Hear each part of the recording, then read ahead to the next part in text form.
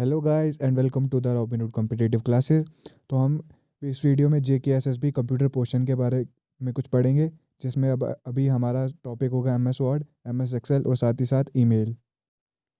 तो अब हम पढ़ेंगे माइक्रोसॉफ्ट वर्ड के बारे में। ठीक है, तो माइक्रोसॉफ्ट वर्ड को पढ़ने के पहले हमें एक चीज़ पता होनी चाहिए, माइक्रोसॉफ्ट ऑफिस क्या होता है। ठीक है, तो माइक्रोसॉफ्ट ऑफिस कलेक्शन है माइक्रोसॉफ्ट वर्ड की, माइक्रोसॉफ्ट एसएस की, माई एक्सेल की, पावर पॉइंट प्रेजेंटेशन की, और भी कुछ सॉफ्टवेयर है। इन सबको मिलाकर माइक्रोसॉफ्ट ऑफिस बनता है, मतलब माइक्रोसॉफ्ट ऑफिस में ये सब चीज़ें होती है। ठीक है, तो अभी हम उनमें से एक के बारे में पढ़ रहे हैं जिसका नाम है M S word.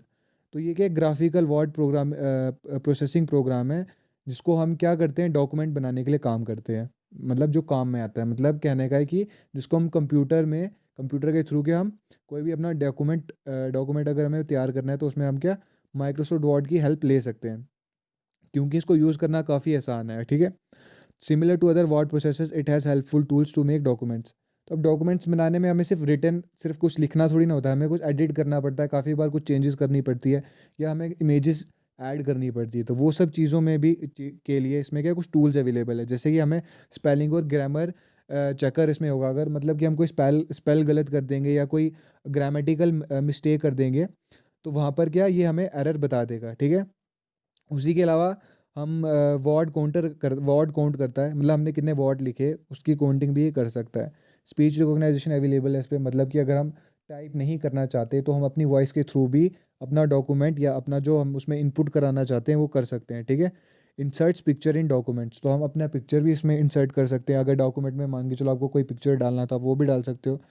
Choice of type face मतलब कि आप क्या इसमें किसी तरह का फॉन्ट डाल सकते हो। फॉन्ट मतलब कि अगर आपको थोड़ा एग्जांपल के वे में बताऊं तो जैसे हमारा हर इंसान का एक अलग अलग हैंड राइटिंग होता है, उसी तरीके से हमारे पास डिफरेंट डिफरेंट फॉन्ट स्टाइल होते हैं। ठीक है, तो जो आपको अच्छा लगता है या जो आपको अप्रोप्रिएट लगता है, आप उस फॉन्ट स्टाइल के हिसाब से आप अपना डॉक्यूमेंट क्रिएट कर सकते हो। जैसे अभी आप सामने अपनी स्क्रीन पे देख रहे हो, तो इसके अलावा भी आप और डिज़ाइन में कह सकते हैं कि लिख सकते हो। ठीक है, फिर है स्पेशल कोड। तो इसमें कुछ स्पेशल कोड्स अवेलेबल है जिनके थ्रू की क्या हमें और हेल्प हो जाती है कोई डॉक्यूमेंट बनाने में। फिर वेब पेज ग्राफ्स, इसमें वेब पेजेस फिर ग्राफ्स अवेलेबल है अगर आपको ग्राफ वगैरह ऐड करना है। ठीक है, और उसके अलावा टेबल्स भी अवेलेबल है। टेबल मतलब जो टेबल रोज और कॉलम में टेबल जो अरेंज होते हैं ना, उन टेबल की यहाँ पर बात हो रही है। ठीक है, अगर आपको टेबल में क्या बोलते हैं, डॉक्यूमेंट में किसी टेबल का भी ज़रूरत अगर है, तो आप उस टेबल को भी उस डॉक्यूमेंट में ऐड कर सकते हो माइक्रोसॉफ्ट वर्ड में। ठीक है, और साथ ही साथ अगर आप कोई वर्ड टाइप कर लिया वहाँ पर, और उस वर्ड का क्या वो उसके साइनोनिम्स भी दिखाएगा। कैसे दिखाएगा, जब आप उस वर्ड पे क्लिक करोगे वहाँ पर आपको ऑप्शन आएगा, और वहाँ पर आपको ऑप्शन आएगा और वहाँ पर आप फिर देखोगे कि डिफरेंट डिफरेंट टाइप से इससे रिलेटेड वर्ड्स भी वहाँ पर है। अगर आप चाहो तो उस तरह से भी अपने एम एस वर्ड को यूज़ कर सकते हो। अब इसका आपको मैं इंटरफेस दिखाता हूँ। इंटरफेस मतलब कि किस तरह से एम एस वर्ड किस तरह का दिखता है। ठीक है, तो जैसे आप एम एस वर्ड खोलोगे आपको ऐसे सामने दिखेगा। ठीक है, ऐसा इंटरफेस आपको दिखेगा। तो ये बीच में आप देख रहे हो ब्लैंक पेज है, और फिर ऊपर ऊपर कुछ चीज़ें लिखी हुई है। तो ये एक्चुअल में कुछ नहीं है, इसके टूल्स है जिनको आप यूज़ कर सकते हो। जैसे कि टाइटल बार है, क्विक एक्सेस टूल बार है, फाइल मेन्यू है, डॉक्यूमेंट विंडो है, फिर रूलर है, स्टेटस बार है, और भी काफ़ी सारी चीज़ें हैं। तो मतलब कहने का है कि आप इसमें काफ़ी कुछ चीज़ें कर सकते हो, अपने डॉक्यूमेंट से रिलेटेड काफ़ी कुछ चेंजेस कर सकते हो इसमें अगर आप चाहो तो। ओके, अब ये देखो कुछ शॉर्टकट कीज़ है आप इस्तेमाल करोगे। ठीक है, वहाँ पर आपने अभी ऊपर देखा था ना कि वहाँ पर कुछ टूल्स दिए हुए थे, तो उन टूल्स को जाकर सेलेक्ट करना, फिर वहाँ पर कुछ आपको जो काम करना है वो करने से अच्छा आपको शॉर्टकट की भी अवेलेबल है जो आप इस्तेमाल कर सकते हो। और ये खाली वर्ड के लिए नहीं है, जो अब आप बाकी एक्सेल या एसएस वगैरह चीज़ें पढ़ोगे उन चीज़ों में भी ये शॉर्टकट की इस्तेमाल होती है। जैसे कि कंट्रोल+X कट के लिए इस्तेमाल होता है, कंट्रोल+C कॉपी के लिए, कंट्रोल+V पेस्ट के लिए, कंट्रोल+P प्रिंट के लिए, कंट्रोल+न्यू न्यू डॉक्यूमेंट को ओपन करने के लिए, कंट्रोल+O नया ओपन करने के लिए किसी एग्जिस्टिंग डॉक्यूमेंट को जो पहले से ही आपने बना लिया हुआ है, कंट्रोल+W क्लोज करने के लिए, कंट्रोल+F किसी चीज़ को फाइंड करने के लिए, मतलब किसी डॉक्यूमेंट या किसी वर्ड या फ्रेज को फाइंड करने के लिए, Z उंडो करने के लिए, मतलब एक स्टेप वापस जाने के लिए, कंट्रोल+Y रिंडो करने के लिए, रिंडो करने के लिए मतलब एक स्टेप आगे जाना, और उंडो करना मतलब एक स्टेप पीछे जाना। फिर कंट्रोल+Alt+S स्प्लिट करना मतलब डिवाइड करना विंडो को। फिर उसके अलावा कंट्रोल+Alt+V लेआउट के लिए, डिफरेंट तरह के लेआउट आपके पास आ जाएंगे सामने जब आप ये की प्रेस करोगे। Control plus home, home button के लिए, जो कि अगर आप टूल में देखोगे तो टॉप पे लेफ्ट वाली साइड होगा, ठीक है। कंट्रोल प्लस एंड, एंड करने के लिए किसी डॉक्यूमेंट के अगर आपने एंड पे पहुंचना है तो कंट्रोल प्लस एस। अगर आपको सेव करना है तो अगर आपको सेव करना पड़ता है पहले आपको ऊपर जाना पड़ेगा होम पेज पे, वहाँ पर सेव का ऑप्शन आएगा, सेव को प्रेस करोगे फिर वहाँ पर आपको उसका डॉक्यूमेंट का नाम डालना पड़ेगा। ये सारा प्रोसेस करने से अच्छा आप सीधे कंट्रोल प्लस एस दबाओ, आप सीधे वहाँ पर पहुँच जाओगे, फाइल का नेम डाल दिया और सीधे का डायरेक्ट सेव हो गया, ठीक है। तो ये इसलिए शॉर्टकट कीज़ काफ़ी हेल्पफुल है डॉक्यूमेंट हो या किसी भी और माइक्रोसॉफ्ट का, अगर आपको माइक्रोसॉफ्ट किसी और सॉफ्टवेयर पे काम करना है, मतलब माइक्रोसॉफ्ट के किसी और पे भी काम करना है। अब माइक्रोसॉफ्ट के कुछ डिफरेंट वर्जन अवेलेबल हैं, ठीक है, उनके बारे में थोड़ा पढ़ते हैं। There are version of for Microsoft Word for other operating systems as well as Microsoft Windows, new version supported fewer operating system although they are always supported Windows. तो बोलता है इसमें कुछ पुराने और कुछ नए वर्जन है माइक्रोसॉफ्ट के, जो जिनमें से कि कुछ सिर्फ कुछ स्पेसिफिक ऑपरेटिंग सिस्टम को ही सपोर्ट करते हैं, ऐसा नहीं कि हर किसी ऑपरेटिंग सिस्टम पे चलेंगे, ठीक है। तो जैसा कि मार्च 1990 में आया था वॉर्ड, जो कि विंडोज़ 1.1 और विंडोज़ 3.0 के लिए था। फिर वॉर्ड एक और आया था 1990 जून में, जो 1.1 और 3.1 से तक उन सब को, मतलब ऑपरेटिंग सिस्टम को, विंडोज़ को सपोर्ट करता था। फिर आया था 1991 में, जो कि विंडोज़ 2.0 को सपोर्ट करता था मेनली, मतलब उसी के लिए आया था। तो और विंड और में भी चल सकता था मगर मेनली क्या उनमें सपोर्ट करता था, स्पेसिफिकली उन्हीं के लिए था, ठीक है। फिर विंडोज़ 6.0 के लिए 1993 में आया था। फिर विंडोज़ 95 के लिए आया था 1995 में।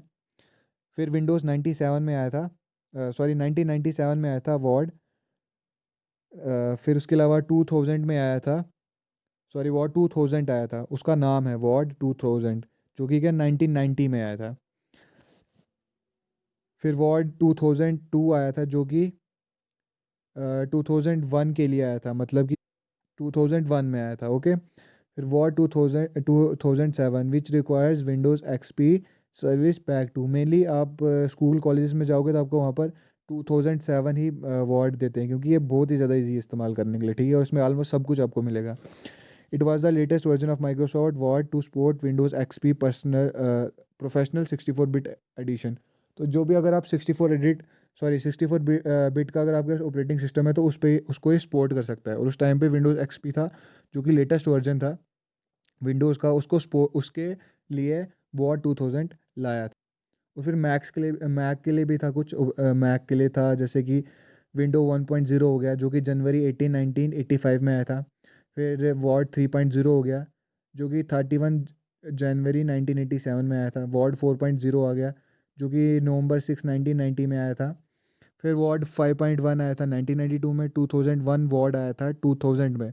वॉर्ड 2004 आया था 2004 में। वॉर्ड 2008 आया था जनवरी 15 2008 में। और वॉर्ड 2011 आया था अक्टूबर 2010 में।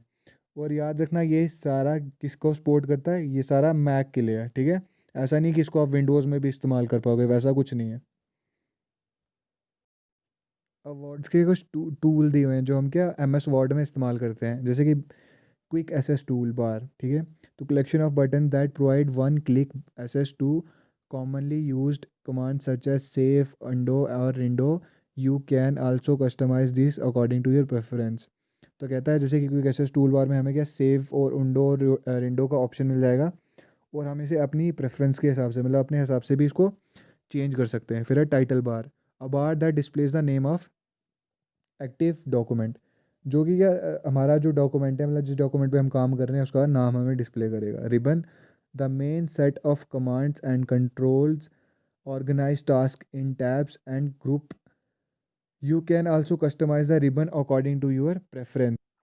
तो रिबन का शॉर्ट में एक्सप्लेन करूँ तो जो मैंने आपको एम एस वर्ड का इंटरफेस का फ़ोटो दिखाया था, तो वहाँ पर आपको अगर आप देखोगे तो रिबन राइट साइड में टॉप पर था।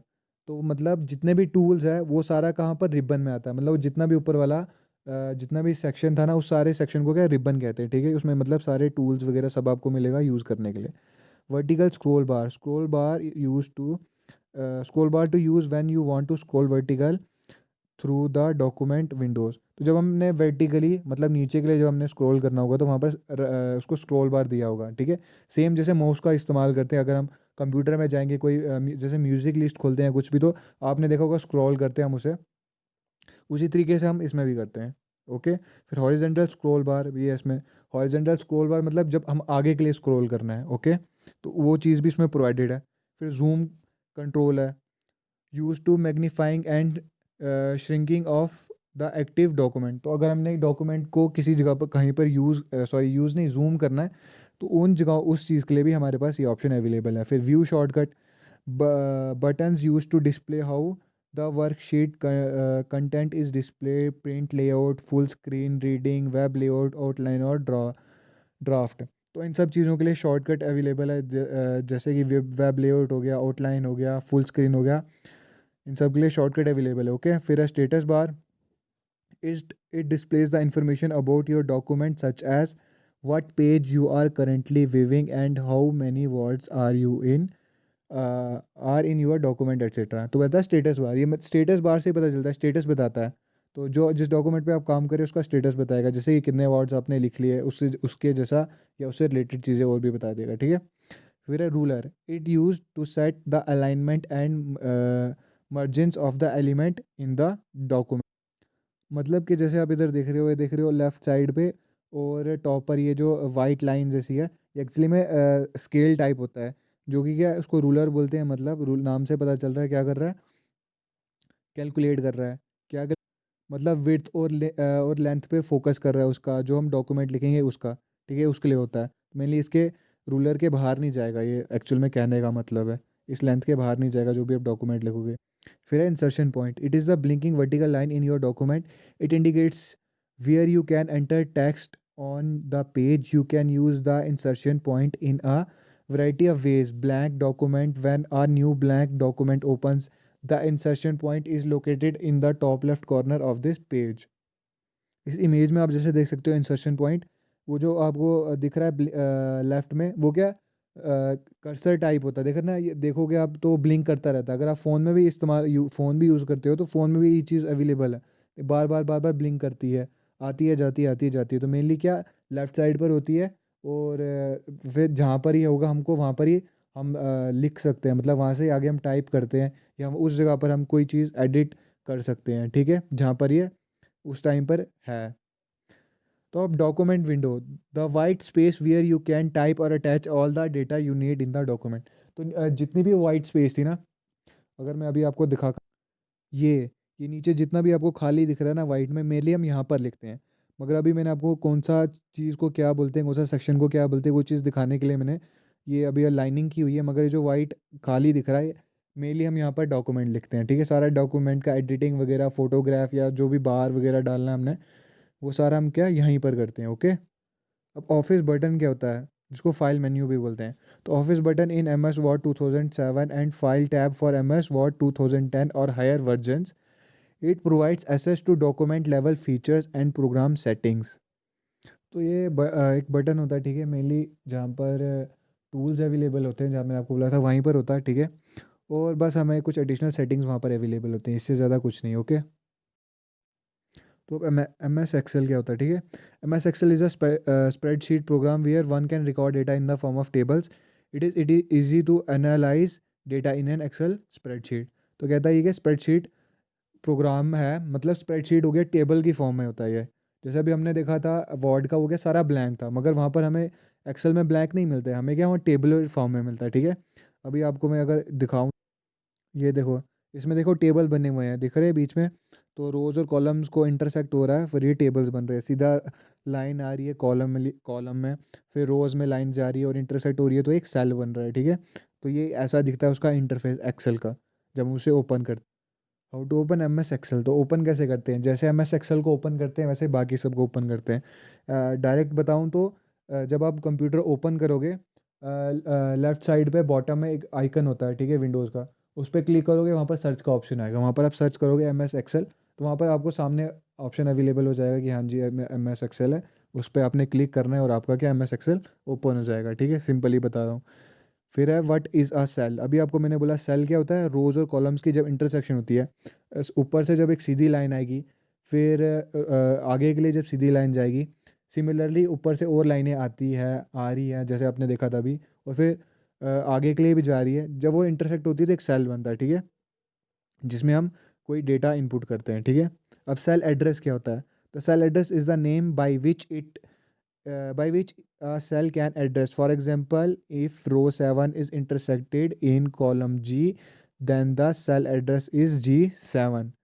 कहने का मतलब आपको दिख रहा होगा यहाँ पर ABCDFGHIJKLLMN ऐसे करके लिखा हुआ, और नीचे के लिए 1 2 3 4 5 6 करके दिया हुआ है, ठीक है।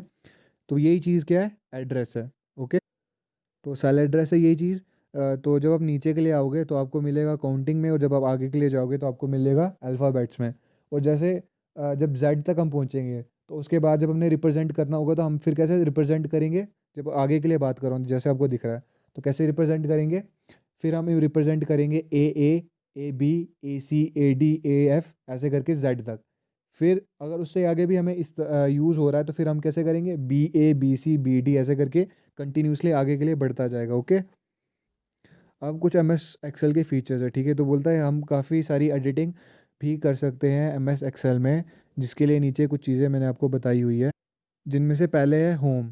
तो comprises option like font size, font style, font colour, background colour, alignment, फिर formatting options and style, insertion and deletion of cells and editing options. तो जैसा आपने वर्ड में इस्तेमाल किया था ना, मेनली टूल्स आपको सब सारे एम एस ऑफिस में सेम मिलेंगे, बाकी उसके अलावा एडिशनल मिलेंगे, जो कि आप इसमें जिस सॉफ्टवेयर को यूज़ कर रहे हो उस हिसाब से। जैसे एक्सेल में अगर आपको न्यूमरिक डेटा वगैरह डालते हो, कैलकुलेट करते हो, उस चीज़ के हिसाब से एडिशनल कुछ फीचर्स दिए होते हैं, ठीक है।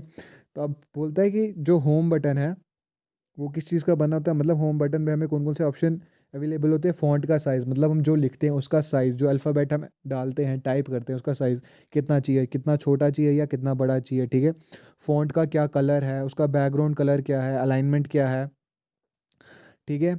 और बाकी फ़ॉन्ट स्टाइल वगैरह ये सब चीज़ें का हमें होम पर अवेलेबल होती है, ठीक है। फिर है insert, comprising of options like table format and style, inserting images and figures, adding graphs, charts and spark lines, header and footer option, equation and symbols। तो ये सब चीज़ें जो मैंने अभी बोली, ये सब चीज़ अगर हमने इंसर्ट करनी है, ठीक है, ग्राफ वगैरह, ऐसा नहीं कि सिर्फ टेबल ही हम उसमें डाल सकते हैं।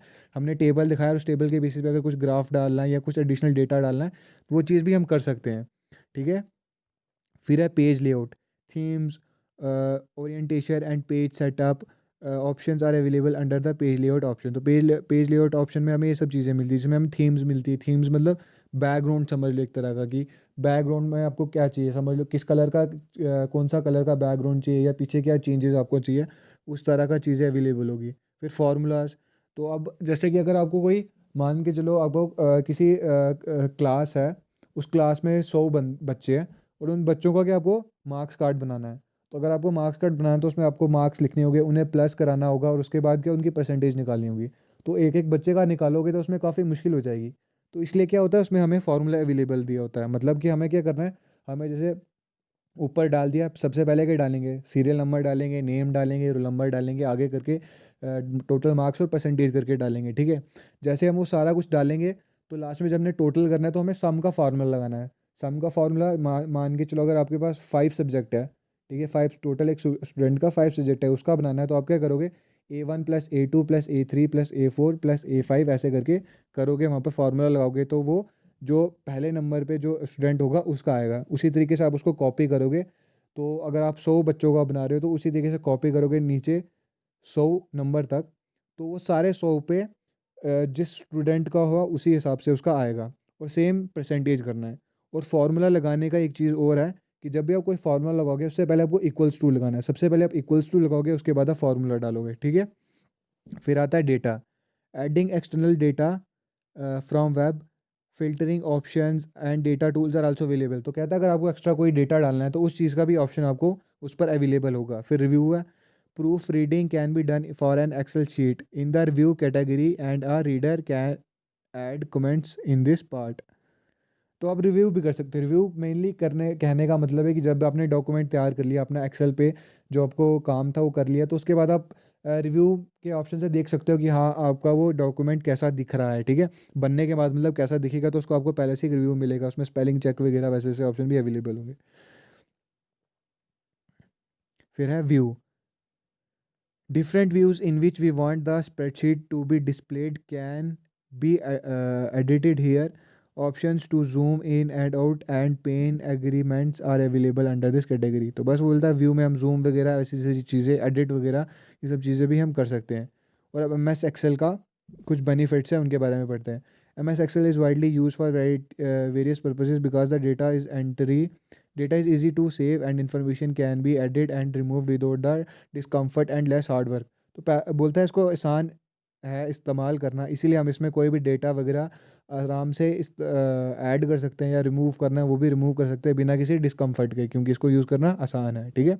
फिर इजी टू स्टोर डेटा, इसको अगर हमने कोई डेटा स्टोर करना है उसको स्टोर करना भी काफ़ी ईजी है. Since there is no limit to the amount of information that can be saved in a spreadsheet, M S Excel is widely use to save data or to analyse data. Filtering information in Excel is easy and convenient. तो वही चीज़ बोल रहा है कि data को जब हमने store करना है तो उसको स्टोर करना काफ़ी ईजी है.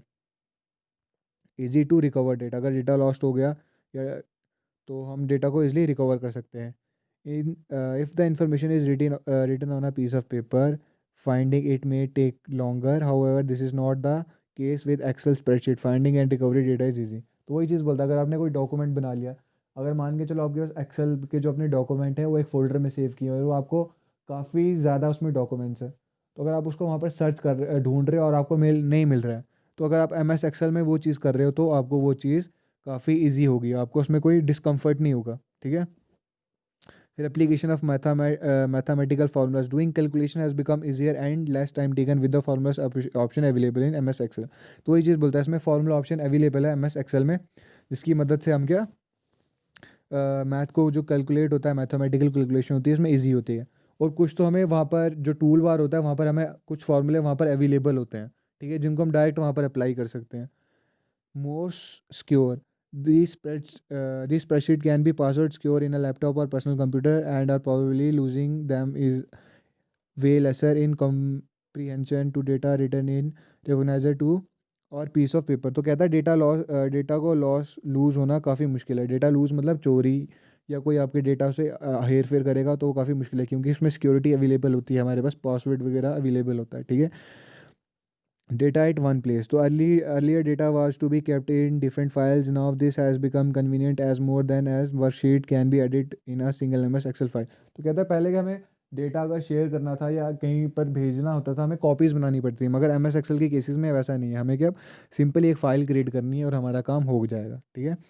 अब एम एस एक्सेल के बारे में कुछ पॉइंट टू रिमेंबर है, जैसे कि there are certain things which one must know about the M S Excel, its application and usages. An M S Excel file is saved with an extension dot XLS. तो XLS की extension इसको लगती है.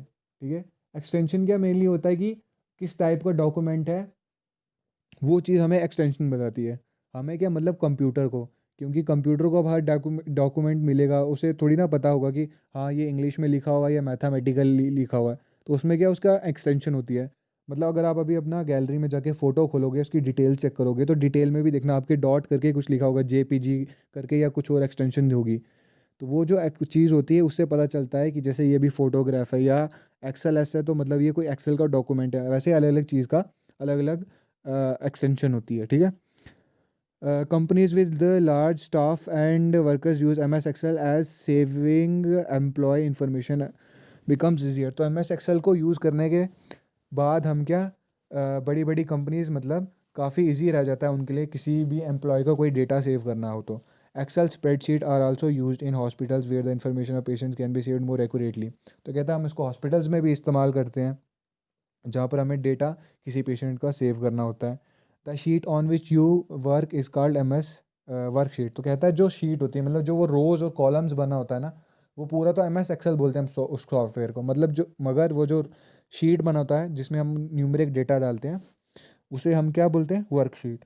Multiple worksheets can be added in a single Excel file. तो बोलता है अगर हम एक फ़ाइल बना रहे हैं तो हमको ज़रूरी नहीं है कि हम एक ही उस पर वर्कशीट डालें, मतलब एक ही वर्कशीट की एक फ़ाइल बने, हम उस पर मल्टीपल वर्कशीट्स भी ऐड कर सकते हैं. तो कुछ क्वेश्चन आंसर है जो आपको इसको और इजली अंडरस्टैंड करने में हेल्प करेगा. ठीक है. जैसे कि पहला है the address that is obtained by combination of the rows number and the column alphabet is called. इसका आंसर है सेल एड्रेस. ठीक है. फिर where is the option for page border given in the M S Excel spreadsheet. तो page border का जो option है वो एम एस एक्सेल में कहाँ पर अवेलेबल होता है? इसका ऑप्शन है page border can not be addressed in Excel worksheet. तो क्या है, उसको एक्सेल वर्कशीट में वो अवेलेबल नहीं होता है, उसको मतलब एडिट नहीं कर सकते हैं। तो Excel workbook is a collection of dash and dash. तो किस चीज़ की कलेक्शन होती है? वर्कशीट और चार्ट की। वर्कशीट, ठीक है, जो मैंने आपको बोला रोज और कॉलम में होते हैं, उसके अलावा चार्ट्स उसमें होते हैं। ओके। फिर है विच what type of chart is useful for comparing values और कैटेगरीज। तो कहता है किस तरह के चार्ट यूज़फुल हैं जब भी हमें कैटेगरी करनी है। कैटेगरी करनी है मतलब कंपेयर करना है अलग अलग वैल्यूज़ को, ठीक है। उसका है कॉलम चार्ट। उसके अलावा भी लाइन पाई वगैरह चार्ट अवेलेबल है, मगर अगर हमें स्पेसिफिकली ये काम करना है तो हमें कॉलम चार्ट अवेलेबल होना चाहिए। अवेलेबल होना चाहिए मतलब अवेलेबल होता है, मगर हमें कॉलम चार्ट का यूज़ करना है। There is an option to add comments in an Excel worksheet. What are the cells called in which comments can be added? तो इसका है cell tip। छठा क्या है? Which of the following symbol needed to be added in the formula bar before adding a formula? तो कहता है अगर हमें कोई फार्मूला अब लगाना है तो हमें उस फार्मूले को अप्लाई करने के लिए करने से पहले क्या सिंबल इस्तेमाल करते हैं? तो वो है equals to. Which keyboard key is use for helping in M S Excel? Answer is F1। How can you activate a cell in M S Excel? All of the above, मतलब by clicking on it या फिर by pressing the arrow keys, ठीक है। तो ये था M S Excel. Now email क्या होता है, ठीक है। ईमेल का फुल फॉर्म होता है इलेक्ट्रॉनिक मेल। तो electronic mail service enables an internet user to send a mail to another internet user in any part of the world in any real time manner.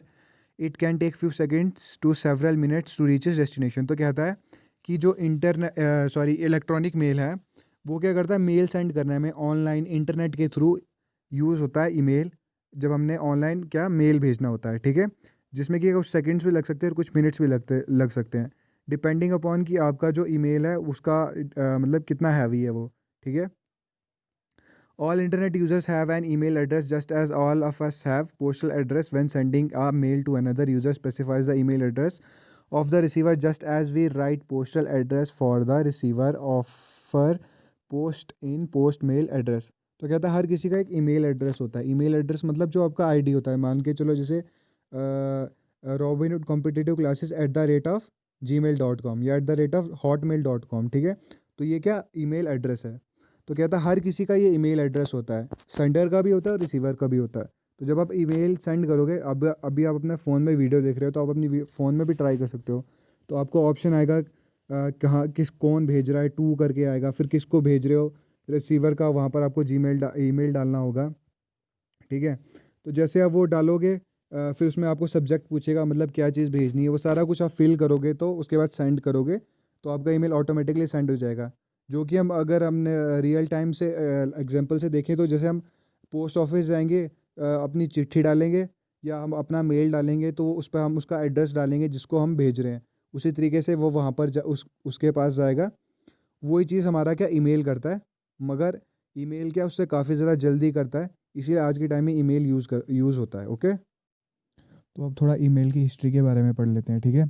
तो इन 1969 the US department of defence implemented ARPANET, a network connecting numerous computers across the department for purpose of communication within the organization। तो कहता है US ने 1969 में ARPANET बनाया था, जिसकी full form है advance research projects agency network, जो कि क्या करता था, डिफरेंट डिफरेंट कंप्यूटर्स को एक दूसरे के साथ कनेक्ट करता था।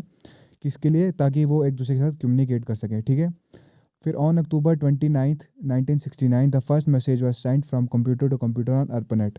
तो बोलता है अक्टूबर 29th 1969 को पहला मैसेज ARPANET के थ्रू भेजा गया था कंप्यूटर टू कंप्यूटर, ठीक है।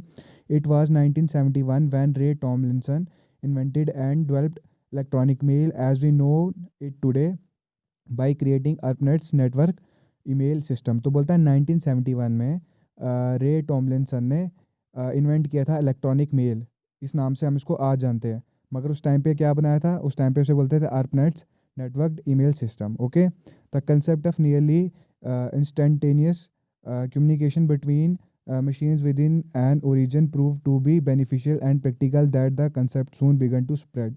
तो बोलता है ये जो कंसेप्ट था ईमेल का, जो कि मशीन टू मशीन कम्युनिकेट करता था या कह लो डिवाइस टू डिवाइस कम्युनिकेट करता था, तो काफ़ी ज़्यादा पॉपुलर होता गया डे टू डे, और इसका काफ़ी ज़्यादा, और उसी वजह से ये फैलने लगा पूरी दुनिया में, मतलब दुनिया में इसका और भी ज़्यादा use. So I hope you enjoyed the video. So please like and share. And if you are new to the channel, please subscribe the channel. Please.